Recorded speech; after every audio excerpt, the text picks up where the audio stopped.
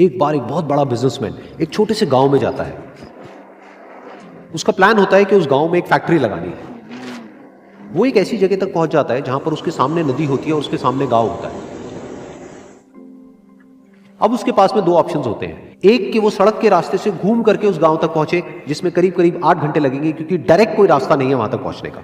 दूसरा कि सिर्फ 20 मिनट में एक नाव में बैठ करके उस नदी को पार करके उस गांव तक पहुंच जाए। तो अपना टाइम बचाने के लिए उसने उस नाव में बैठने का डिसीजन लिया।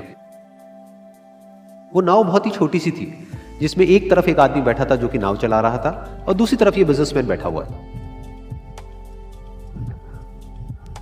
तो नाव में बैठने की थोड़ी देर बाद उस बिजनेसमैन ने उस नाव वाले से पूछा, तुझे पता है तेरी नाव में कौन बैठा है?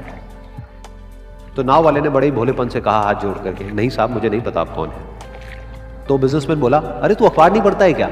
हर दूसरे दिन मेरी फोटो आती है अखबार में। तो नाव वाला बोला, अरे साहब मुझे कहाँ पढ़ना लिखना आता है, मैं बहुत छोटा सा था जब मेरे पिताजी गुजर गए थे, तो अपने परिवार का ध्यान रखने के लिए मैं बचपन से ही काम में लग गया और तभी मेरा स्कूल छूट गया। ये सुन करके उस बिजनेसमैन ने उसका मजाक उड़ाते हुए उसको कहा, तुझे पढ़ना लिखना तक नहीं आता है, ऐसी जिंदगी का क्या फायदा? ये सुन करके उस नाव वाले को बुरा तो लगा लेकिन उसने कुछ नहीं कहा। थोड़ी देर बाद वो बिजनेसमैन उस नाव वाले से बोला, अभी कुछ ही दिन बाद ये जो सामने तू जमीन देख रहा है यहां पर मेरी एक बहुत बड़ी फैक्ट्री होगी जहां पर हमारे ब्रांड की मिनरल वाटर की बॉटल्स बनेगी। उस नाव वाले को बात समझ नहीं आई। उसने कहा, क्या बनेगा साहब? तो बिजनेसमैन थोड़ा सा इरिटेट होकर के बोला कि हमारे यहाँ पर पानी की बोतलें बनेंगी जो तेरे गांव में नहीं बिकेगी लेकिन शहरों में बहुत बिकती है।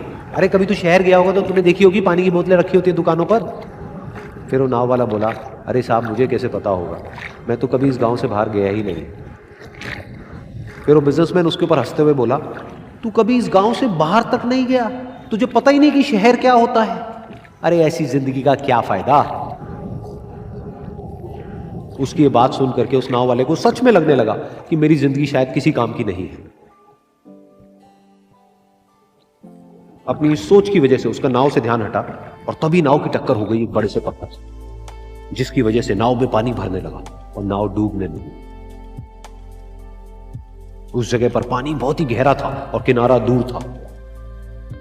नाव वाले को समझ आ गया कि अब इस नाव को बचाने का कोई तरीका नहीं है और वो अपनी जान बचाने के लिए नदी में छलांग मारने ही वाला था।